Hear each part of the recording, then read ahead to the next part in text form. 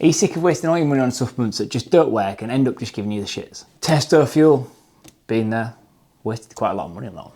Fat burners, they don't work. If they did, the NHS had already been using them before they started using Ozempic.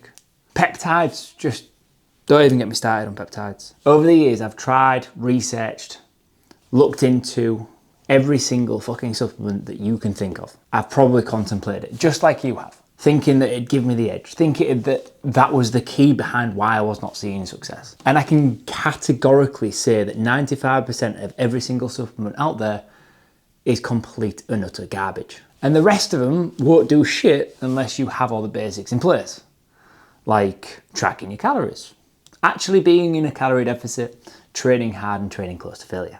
You could probably put sleep on there as well. Now, before I show you the supplements that I would definitely be using if I was trying to lose body fat, which I currently am, if you are struggling to lose weight, you can't get ahead of yourself, I've put together 28 days of coaching absolutely free that you can get within the link in the description. In that, I'll show you how to calculate and track your calories, what macros you should be eating, what training you should be doing. You'll get a free program with it, and I'll talk about supplements at the end of that as well. Alongside much more, you've got 5 weeks of coaching. Now I'm going to show you the 6 supplements that I'm currently using to help me lose body fat. I hate to break it to you, these aren't going to outperform the hard work you have to put in. Also, do you like my cricket mug? Go for my birthday, I'll put it on show. Creatine monohydrate is the most researched supplement on the planet, and there's loads more research coming out about the cognitive side of creatine monohydrate rather just the muscular side of it. From a muscle perspective, we increase size, strength and muscular endurance, and we build some resilience towards fatigue, allowing us to get that extra rep out close to failure, which we know, as you've watched many of my videos by now hopefully, that is the most effective point throughout the rep, that you are going to create as much muscle stimulus as possible. You combine that with being able to get an extra couple of reps out, makes a hell of a difference. And when you're dieting and really in the crux of it, every extra rep counts. 5 grams a day, you could probably push that to 8. Don't start going crazy. This isn't the more I use, the better you get. This is the more you use, the more you shit yourself. Trust me. Secondly, caffeine. Now, when you're dieting, you are going to get tired. Your energy levels are going to be shit, your sleep is affected, and you wake up feeling groggy as shit. And the last thing you want to do is go to the gym. I know that, I feel that right now. So you need caffeine, all right? And we need a little bit more than just a coffee. A coffee can be anywhere from being 40 milligrams to 400 milligrams of caffeine within it, and you don't really know which one you're going to get. Now, using caffeine as a pre-workout, or just using caffeine tablets, other pre-workouts are available, gives you that extra oomph, gives you a little bit more blood in it when you're in the gym. Increases muscle excitability, increases reaction time, and increases carbohydrate sparing. So you've got a little bit more oomph for a little bit longer. And mentally, there's a huge placebo effect behind caffeine, so you probably feel like you're gonna get more of it even by just taking it, even if you didn't get anything from it. If you are a habitual coffee drinker and you're a little bit more resilient to caffeine than most, then you're gonna want a larger dose. Anywhere from 200 to 400 milligrams 45 minutes before a session will be absolutely fine for most. Please do err on the side of caution, especially if you're using it late at night. Caffeine has a half-life of about 6 hours, so you take anything after 2 o'clock, 8 o'clock when it's approaching bedtime, my bedtime anyway, you will still have caffeine in your system and it will affect sleep. When you're dieting, it's key. Number 3, vitamin D. If you live in the UK, we get none of this from the sun between September and March, and even when it's out and it's bright sunshine, it's currently the middle of May and it's absolutely fucking throwing it down outside. So we don't really get much because we're usually either indoors and or covered up. We don't get much from the food chain, so what we do is we have to supplement with this. It is huge when it comes to immunity and fatigue. So if you're already feeling tired whilst you're dieting, it might be the vitamin D. I'd be aiming for 4,000 to 5,000 international units or IUs, and potentially doubling that up over winter, just until you feel a little bit better. Multivit.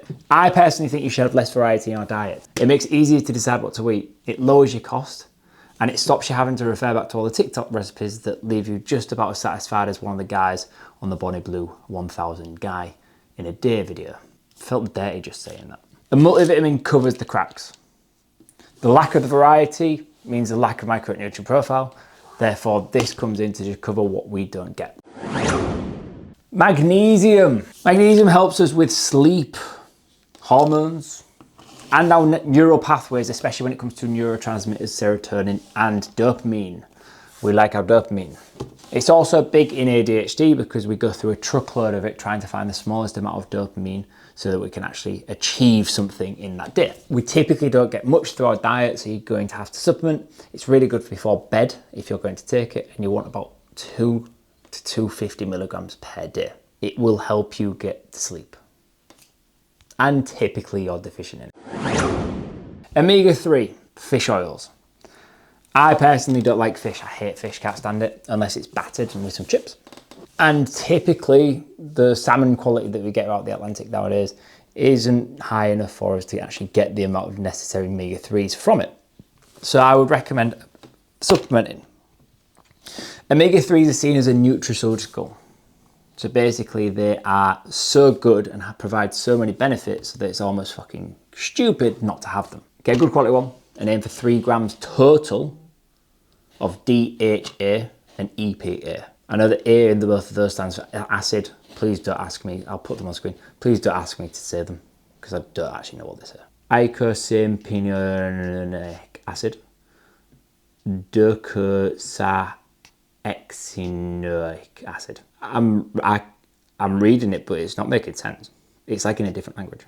What you've probably understood by now is that most of the supplements I've told you about aren't directly going to make you lose fat. They're not going to make you burn more calories by taking them. They're not going to make you eat less calories by taking them.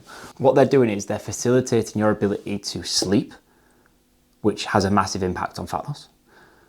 The ability for you to train, the ability for you to not feel fucking tired all the time, and for you to regulate your cognitive ability. There are some others that we can mention: zinc, ashwagandha, citrulline malate. All viable options for take on a day-by-day basis, or citrulline malate before you train. But realistically, supplements aren't the answer here. And if you watch this thinking that you're going to get some kind of fat burner, or there's going to be something that you've never heard of before that's on here that's going to be the one key that makes you lose fat, the only thing I can point you to is the link in the description that gives you 28 days of coaching. You can lose up to 5 kilos on that. Because what you probably are not doing is working hard enough, or you're miscalculating the deficit, or you're not tracking well enough, because there is no solution to this in this video apart from you have to work hard. And unfortunately, some people will have to eat less than 1,000 calories to lose the weight that they want. It's just part and parcel of what it is. If you've liked this video and got this far, please do like and subscribe. Odin is in the video for all of it, I think. Odin, say bye. Thank you. If you are struggling to get leaner, link is in the description for you. Like and subscribe, and I will catch you on the next one.